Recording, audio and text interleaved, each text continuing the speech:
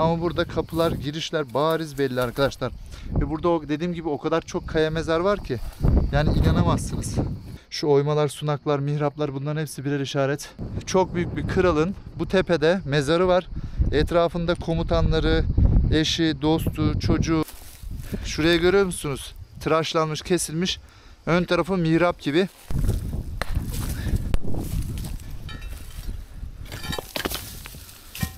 Hop. Ne gördüm burada? Vay vay vay, of of of. Sarıya bakar mısınız? Vay vay vay. İşte bu.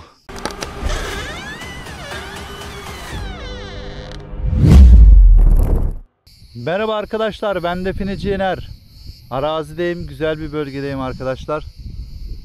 Şöyle bir manzara göstereyim size. Bakalım tanıyan olacak mı? Neresi burası?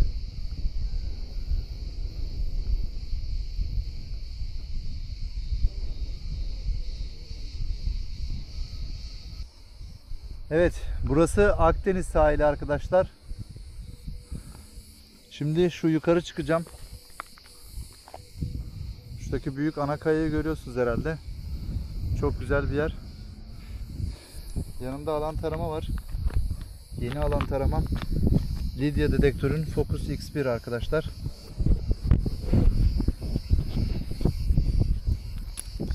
Hemen kuralım. Son videolarımda bunu görmüşsünüzdür zaten. Çok hoşuma gitti. Hafif, kullanımı güzel ve çok etkili bir alan tarama. Arkada haznesi var. Bu şekilde açıyorsunuz, kapatıyorsunuz. Buraya numune koyabilirsiniz. Numune koyduktan sonra bunu aşağı indirdiğinizde malzeme yarar. Şöyle bir şey de yapabilirsiniz. İçindekini çıkartırsanız sadece boşluğa gider. Çıkarmazsanız, şu vidayı havaya kaldırırsanız yine boşluğa gider. Antenleri var. Antenler açıp kapatılıyor. Uzak mesafe, yakın mesafe şeklinde.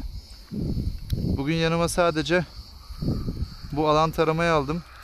Bir pointer çapa falan var ama şu anda burası değişik bir bölge. Neyse, fazla bilgi vermeyeyim. Bugün burada define kazısı yapmayabilirim. Çünkü burası şu yukarıda çıkacağım yer. Önemli bir yer. Bugün görüntüleme cihazı Conrad GR3 Plus ve Lidya dedektörün LT Focus 1, LT Focus X1 alan taraması var. Bugün güzel bir analiz yapacağım. Çünkü yukarıda yeraltı, çok zengin yeraltı kaya mezarları var. Ayrıca büyük ana kayalarda kaya mezarlar var. Sadece 1-2 tane açılmış var.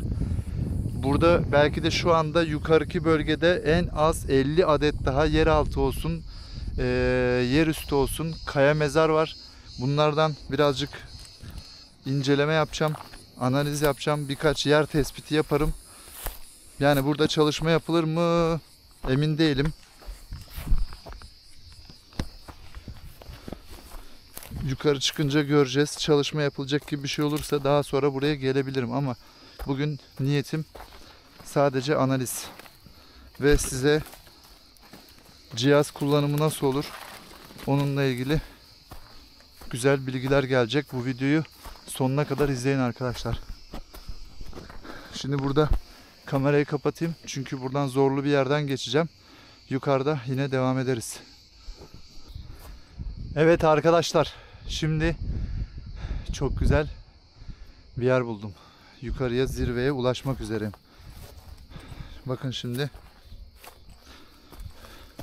Şu kesinlikle doğal değil.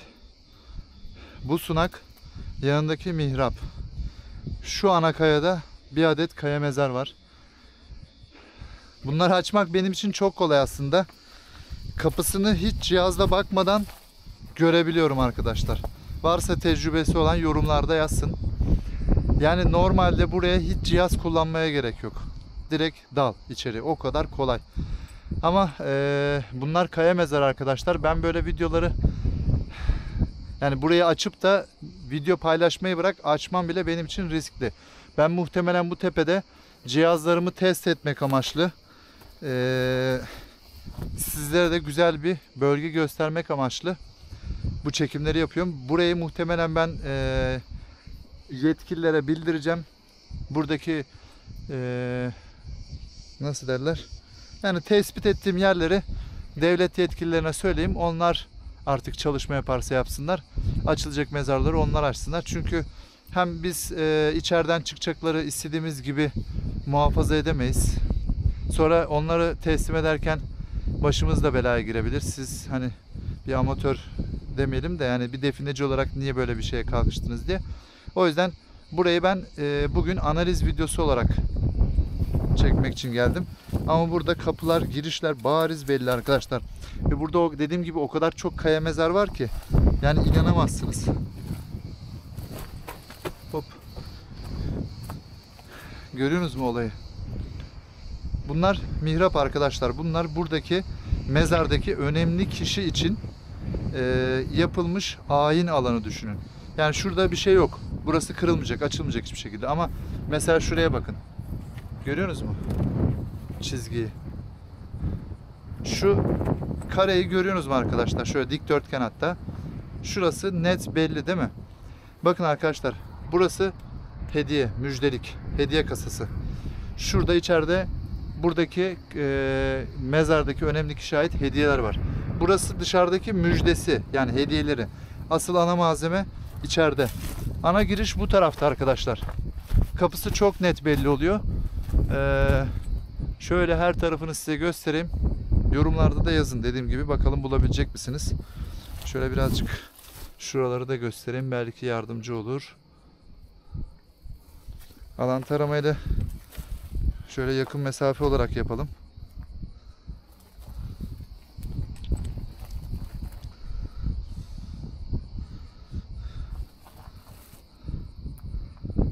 Gördünüz mü arkadaşlar?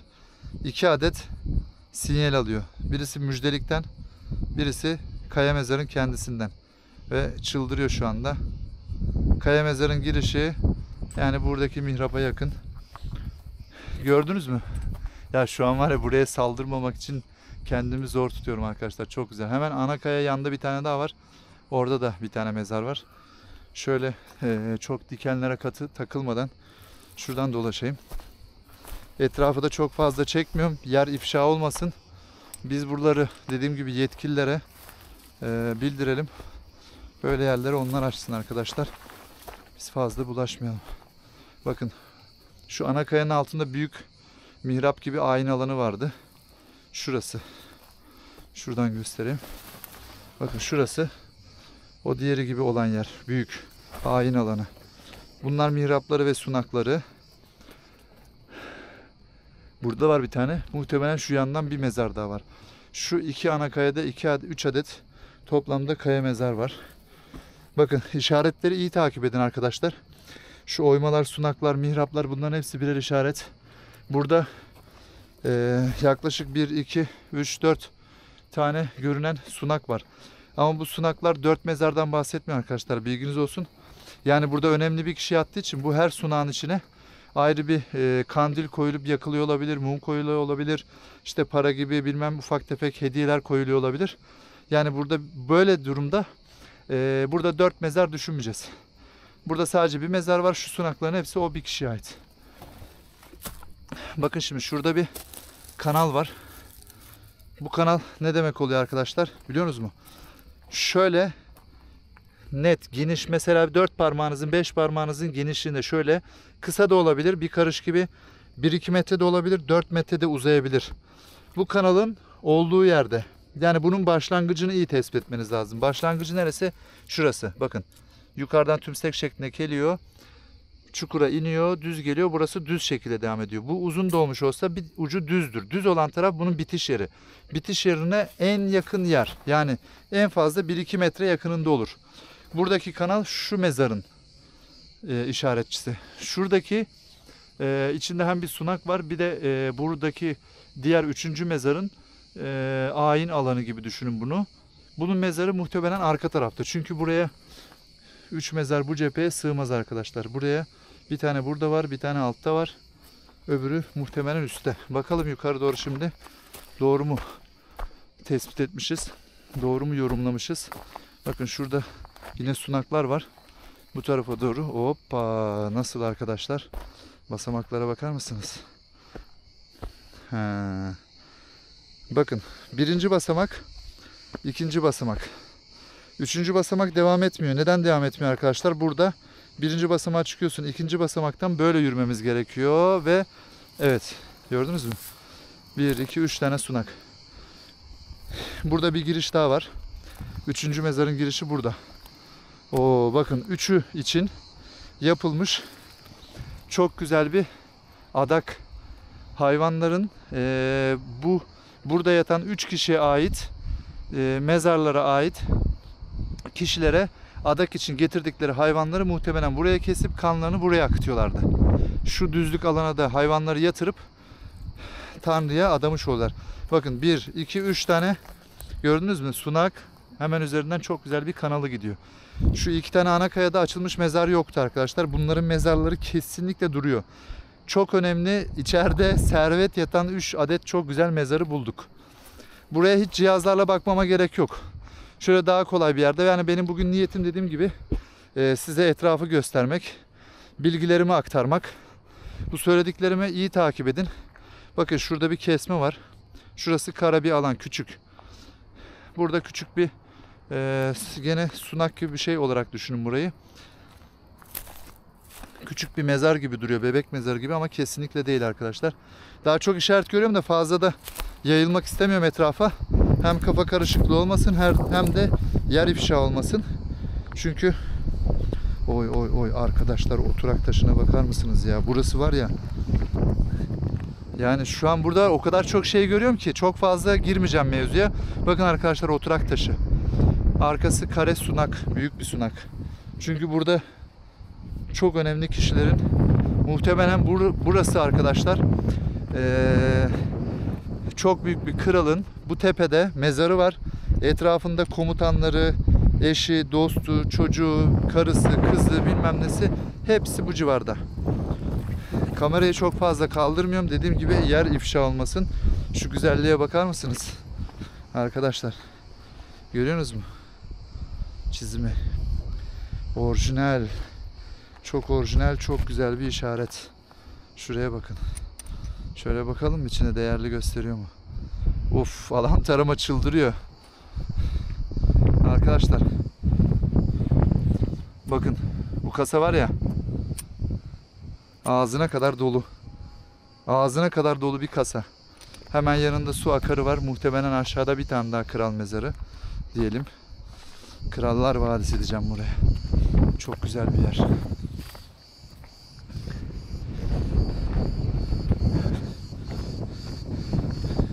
Benim tahminimden daha fazla mezar var arkadaşlar. Bakın şimdi. Şuradan geliyor. Bakın şuradan başlıyor. Şöyle bir kapak. Muhtemelen burası şöyle bir, burası da zaten şöyle bir oyma belli. Bakın buraya neredeyse var, hiç bakmaya gerek yok. Boşluk bakalım hemen. Arkadaşlar boşluk bakalım. Gördünüz nasıl lap diye yakaladı. Bak. Boşlukta o kadar güzel dönüyor ki arkadaşlar. Of. Mezar mı yoksa kasa mı? Çok büyük bir hediye alanı olabilir bunun içi. Şurası komple tıraşlanmış. Aynen böyle, burası tıraşlanmış, yürüme alanı gibi geliyor buraya. Burada mezar yoktur. Niye? Çünkü bunun üstte bir yürüme yeri var. Mezarın üstte yürümezler. Saygıdan dolayı buraya kasaya geliyor. Burası değerli bir kasa. Görüyorsunuz mu sunakları? Mihraplar, sunaklar. Tam bir kasa daha. Şuna bakar mısınız arkadaşlar, şuna? Bakın çizgiyi görüyorsunuz değil mi? Şöyle yatık bir D harfi düşünün. Net mi? Net. Çok güzel. Oo, basamaklara bakın. Vay. Ya nereye düştük biz böyle? Arkadaşlar. Oh. Bakın çok uzun bir kanal. Yanında kare oyması. 1, 2, 3, 4 basamak var orada da. Bu basamaklar minyatür. Yani temsili basamak. Bu ana kayanın kendisine de bir tane önemli bir kişi yatıyor. Bu basamaklar ona temsili olarak su akarı, yani su akarı dediğimiz sunakta adanılan hayvanların kanının akıtıldığı yer. Kare oyması Şuradaki sunaklar kandil yakmak için. Şunlar da gene mihrap ve kandil yakmak için sunaklar. Şu bir kasa hediyesi, müjdesi.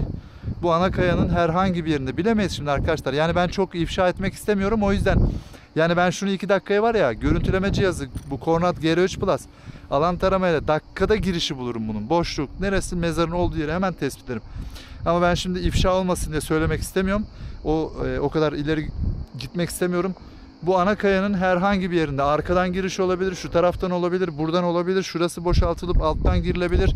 Bir yerinden burada şeye giriş var, mezar odasına, ve çok zengin bir mezar odası. Çok zengin. Çünkü 4 adet basamak var. Su akarı, kare oyması hepsi var arkadaşlar. Şuraya bakın, tıraşlanmış. Oy oy oy. Bakın tam şurası. Şurayı görüyor musunuz? Bakın şurası tıraşlanmış, güzelce düzlenmiş. Murç izleri belli, net. Şurada bir sunak var yanında. Adam burada duruyor. Şurada bir kare oyma. Burası bu şekilde tıraşlanmış. Burası temsili. Yani burada muhtemelen şuradaki ünlü kişinin diyelim mezarına burada gelip adam eline alıp kitabı işte okuyor, dua ediyor falan falan. Bunun içine hediye bırakıyor, bilmem ne yapıyor. Mesela böyle kare oymalara yağdanlıkla da şey koyabilirler. Kandil koyup yakabilirler. Ama mesela bunun içine yağı döküp içine böyle bir, o zamanki işte artık neyse ip bir bez mi ne kullanıyorlardı, onu koyup ateşe verip bunun içine böyle mum gibi yanıyor ışık. Ondan sonra burada kitap okuyor falan falan işte yani. Bunları biraz arkeoloji ve tarih bilenler daha iyi bilir. Çok güzel. Şimdi arkadaşlar burada stopluyorum çünkü önemli bir noktaya geldim. Burası ifşa olursa anlaşılır. Birazdan yine devam edeceğim videoya. Bilginiz olsun. Görüşmek üzere. Evet, bayağı bir gezdim dolaştım. Alan tarama, görüntüleme cihazı burada. Şimdi buraya kolay kolay insan gelmez. Arkadaşlar dayanamadım. Şimdi aşağı arabaya ineceğim. Levye çekici ne varsa takım taklavat alıp tekrar geleceğim şu tarafa doğru. Yani bu bölgeden çıkıyor gibi yapıp, yani bu bölgenin şu an bulunduğum konumdan biraz uzaklaşıp o tarafta bir yüzeysel arama yaparım. Bir şey varsa videonun devamını getiririz. Bakın şurada üçgen oymayı görüyorsunuz mu? Ne güzel değil mi? Şu duvara bakın, tıraşlanmış boydan boya. Kesmeler, sütun taşları, blok taşlar, neler neler var. Neyse fazla da gezdirmedim etrafa. Evet, o tarafa doğru devam edeyim. Orada size bir güzel bir define videosu yapalım arkadaşlar. Yani burada dediğim gibi hep kaya mezarlar var, oda mezarlar var. Önemli çalışma isteyen yer. Burada çalışma yapmayacağım arkadaşlar. Hem başımız belaya girmesin, hem bizi aşan olaylar. O yüzden buraları ellemek istemiyorum. O tarafta görüşmek üzere.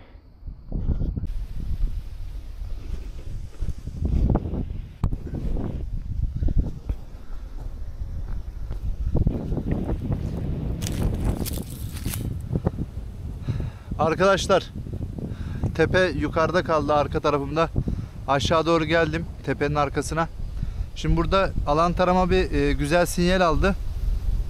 Biraz dinlendim. Kamerayı hazırladım. Şarjını kontrol ettim. Alan taramayı kontrol ettim tekrardan. Şimdi arkadaşlar Lidya dedektöre ait LT Focus X1. Üstteki vidayı aşağı indirdiğimizde içine koyduğumuz numuneyi arar. Şu an ben içine altın numunesi koydum. O şekilde arama yapıyorum. Bakın arkadaşlar, bunun şu kısmı açılıyor. Bu kısma da numune koyabilirsiniz.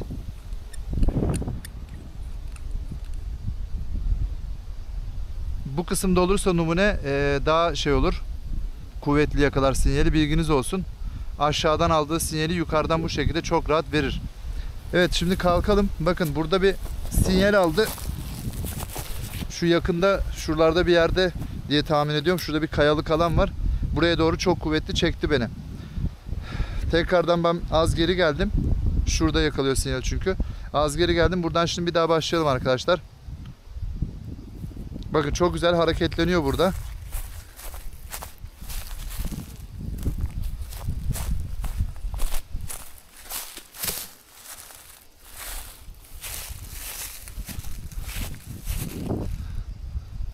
Tam burası.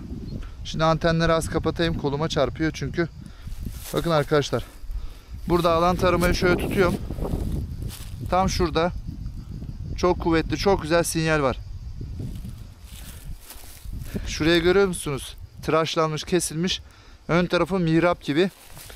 Yukarıdaki yapılara benziyor. Burada bir mezar olabilir. Şuradan inelim hemen şöyle. Vay. Bakın bakın. Çok güzel bir yer yakaladık galiba. Burada mezar açmayayım diyordum ama mezara mı denk geldik bilmiyorum. Bakın görüyor musunuz arkadaşlar? Burası böyle tıraşlanmış, çok güzel hazırlanmış. Alan tarama tam şu noktaya doğru çekti sinyali. Hemen şöyle yapalım. Çantayı çıkarayım. Görüntüleme cihazını alıp bir bakalım ne olacak. Conrad GR3 Plus. Biliyorsunuz zaten her zaman kullanıyorum bunu. Cihazın düğmesine bastık, açtık. Şimdi Bluetooth'unu açalım.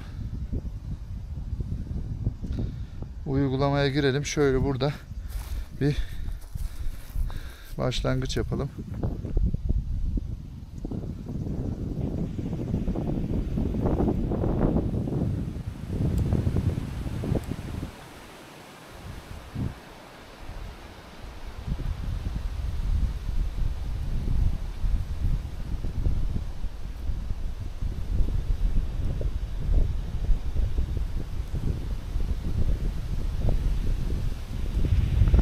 Bugünlerde havalar çok sıcak arkadaşlar. Araziye çıkarken dikkat edin. Yanınıza bol bol su alın.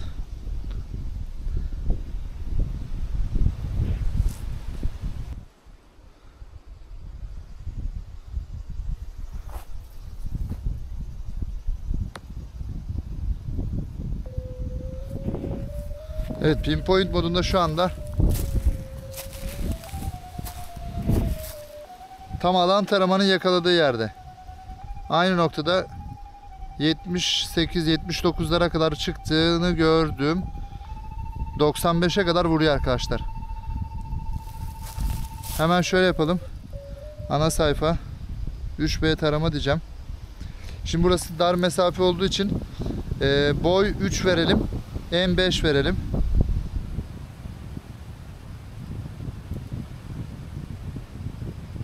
Sağdan sola doğru şöyle tarayalım bakalım.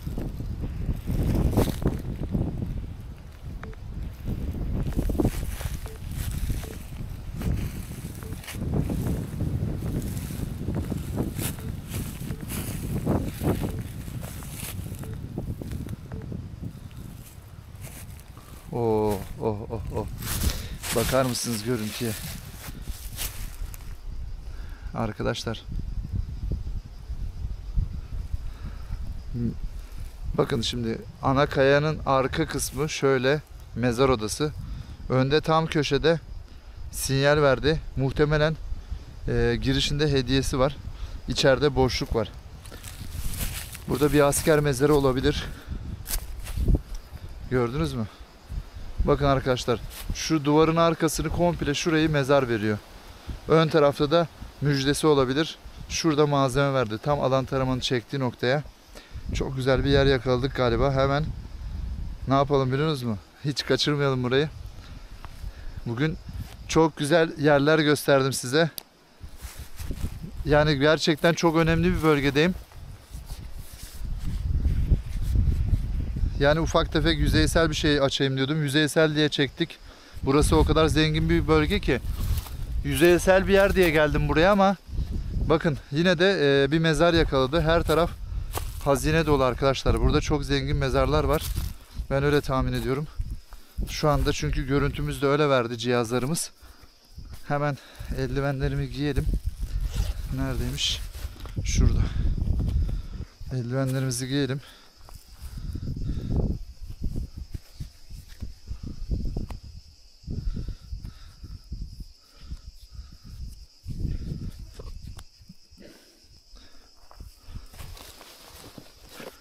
Pointer'ımızı çıkaralım. Fırçamızı alalım. Şimdi çantamızı açıp çapayla çekici de alayım.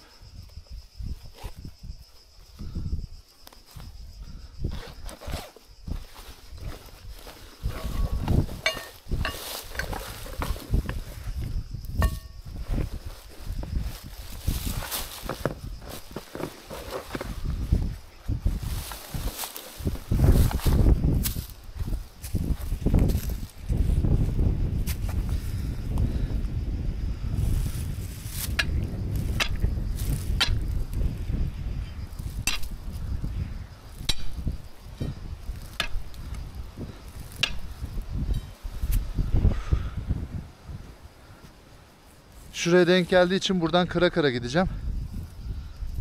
Değil mi? Öyle yapalım biz.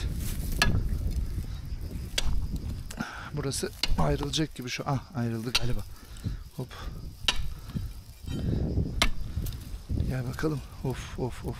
Boydan boya açılıyor şu anda.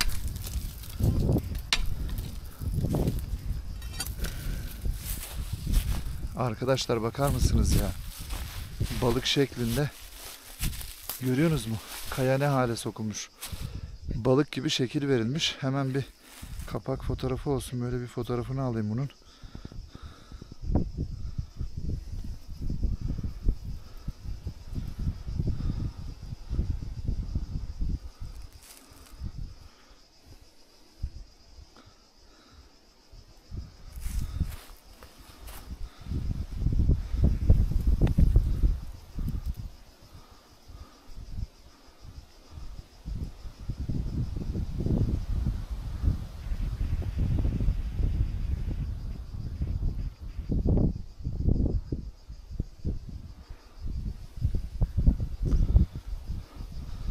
Ağzını açmış bir hayvan gibi de duruyor. Şu sadece ayrılan noktada bir balık figürü şeklinde. Ama biz tabi cihazlarla incelememizi yaptık. Malzememizi gördük. Boşluğu da algıladı. Şu anda buradaki hayvanın pek bir önemi yok benim için. Ah! Elimi sıkıştırıyordum az daha. Vay, burayı patlattık şimdi.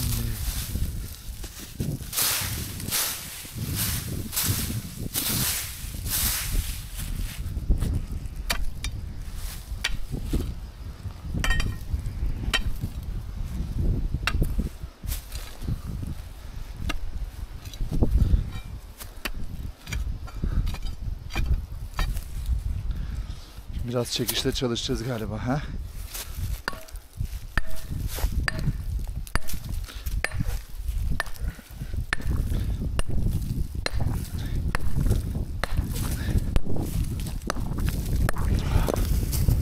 Görüyorsunuz mu arkadaşlar? Duvar resmen dizme. Mezar girişi de burası sanırım. Şuna bakın. Tam bir mezar girişi, kapak taşı gibi. Şu kısım toprak ama mezarı patlatmışlar mı acaba? Şu mezar içinde malzeme algılamadı. Kırmızı rengi vermedi. Sadece dışarıda verdi. Belki de buradan mezara girdiler. İçerisini boşalttılar. Şu dışarıdaki müjdesini bıraktılar. Bilemem artık. Ben tahmin yürütüyorum şu anda.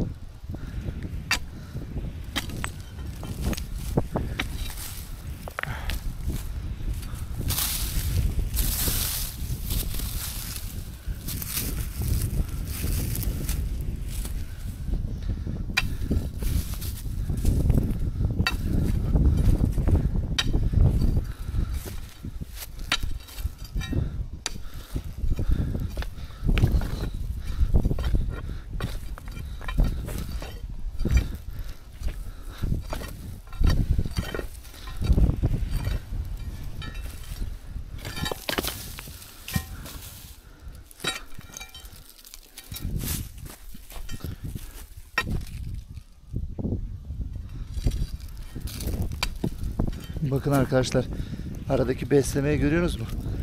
Bu üst üste dizilen kayalar dursun diye besleme yapılmış.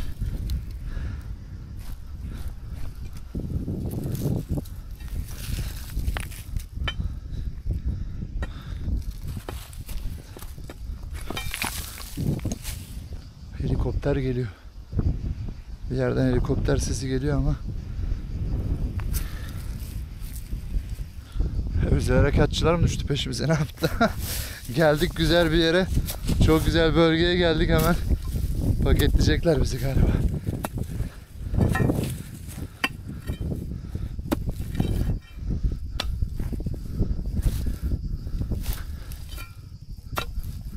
Tam tahmin ettiğim gibi burası mezara doğru gidiyor arkadaşlar bence.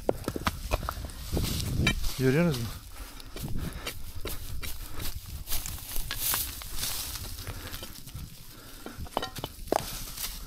Yalnız bunun arkası topraksa bu mezar daha önce patlatılmış herhalde.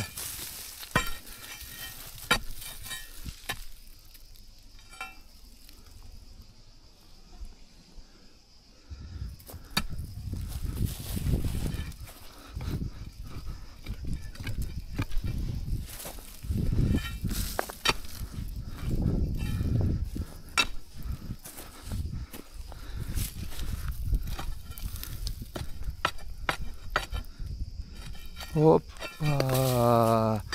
Ne gördüm burada. Vay vay vay, of of of. Döküldü lan yerlere. Arkadaşlar bakın şimdi.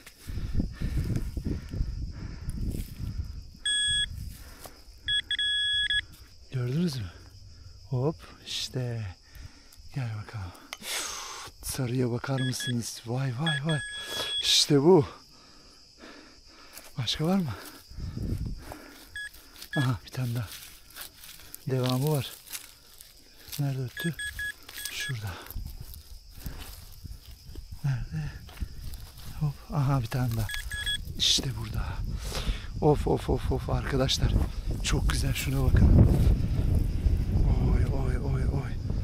Şu işlemelere bakar mısınız?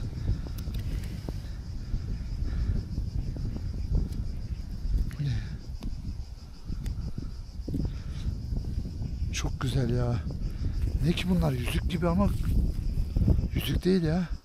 Şuna bakın, bayağı da büyük. Of, sarıların sesi, rengi 10 numara. Sesim kısıldı hemen helikopterin sesini duyunca. Ne olur ne olmaz arkadaşlar, harbi medeniyet işi çok güzel ama. Çok güzel, şunlara bakar mısınız? Uf uf uf uf. Başka var mı? Şu kamerayı çıkaralım şimdi, yakın çekim yapalım. Şimdi pointer'ımız nerede? Pointer açık mı? Açık. Of, devamı var. Bir dakika şimdi. Şurası sağlam. Şurada nasıl duralım? Heyecan yaptım. Aha, şurada bakın. Tam burada. Aha, işte bu. Vay. Aynısından. Çok güzel. Şuraya bırakalım. Başka var mı? Oo, dolu burası. Aa, de burada. İşte. Gel bakalım. Aha, içeri doğru gidiyor. Mezara buradan giriliyor galiba. Şuradan şöyle. Hoppa. Of of of of. Aynısından yine. Var mı başka? Ha, bitti. Bitti. Başka yok herhalde. Şuraya bakalım.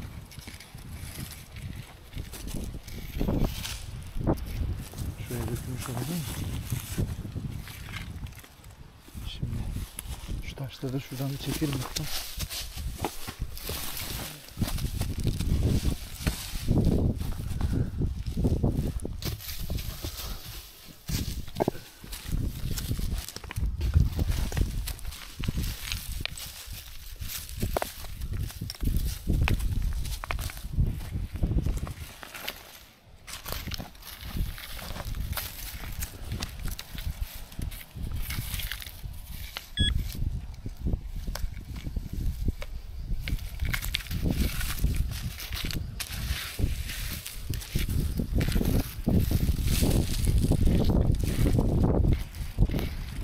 Malzemenin yeri burası arkadaşlar.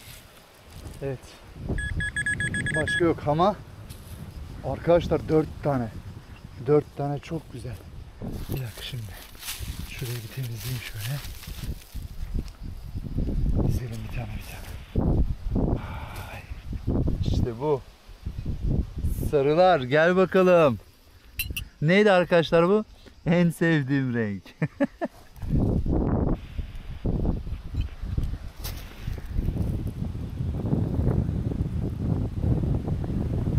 Nasıl ama çok güzeller. Medeniyet işi arkadaşlar bunlar. Ama ne olduğunu hala şu anda heyecan yaptım. Ne olduğunu tahmin edemiyorum. Neyse gidince evde Google Lens'i kullanırız en kötü ihtimal. Arkeolojik kitaplarını kurcalarız. Ne oldukları çıkar meydana. Şuna bak nasıl parlamış, bak. Of. Çok güzel.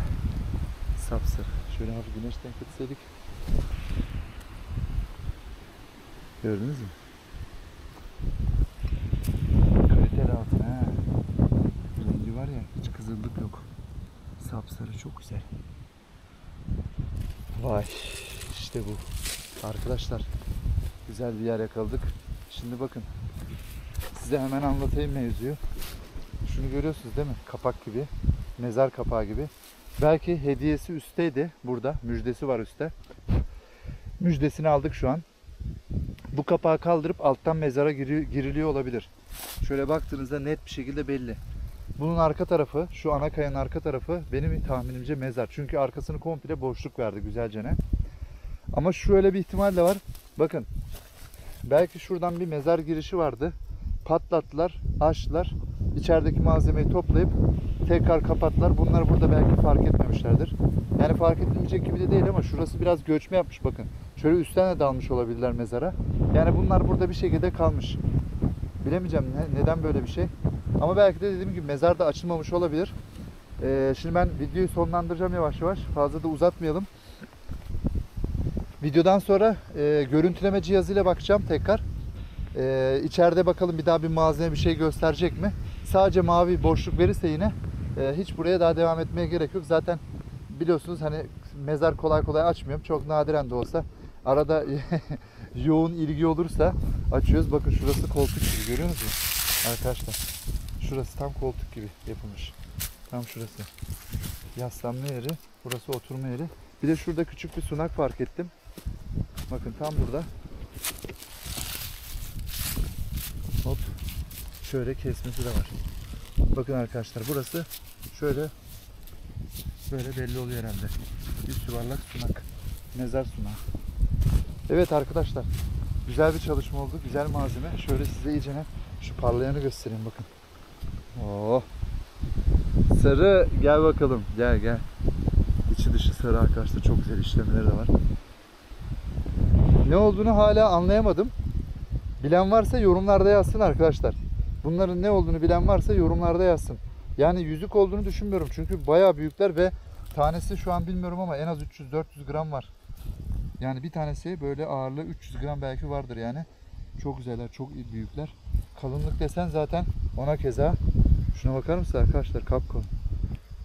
300 gram olmasına kaç gram olsun? Şunlara bak. Çok güzel ya. Çok hoşuma gitti. Şöyle iyice yakın çekim yapayım. 4 adet çok güzel sarıyı yakaladık arkadaşlar. Evet. Yavaş yavaş sonlandıralım. Arkadaşlar buraya yarın tekrar geleceğim. Buraya yakın civarda başka bir şey var mı yok mu? Böyle ufak tefek yüzeysel bir şey bulursak yarın da devam ederim. Bugünlük bu kadar olsun. Güzel bir çalışma oldu. Videoya da like atmayı unutmayın. Arkadaşlar sıkıntılı yerleri böyle tarihi önemli bölgeleri define için, define uğruna kırıp döküp zarar vermeyin.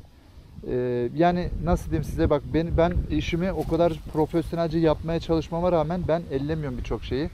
Hani videonun başında gördüğünüz yerleri gördünüz. O tür yerleri patlatmak istemiyorum arkadaşlar.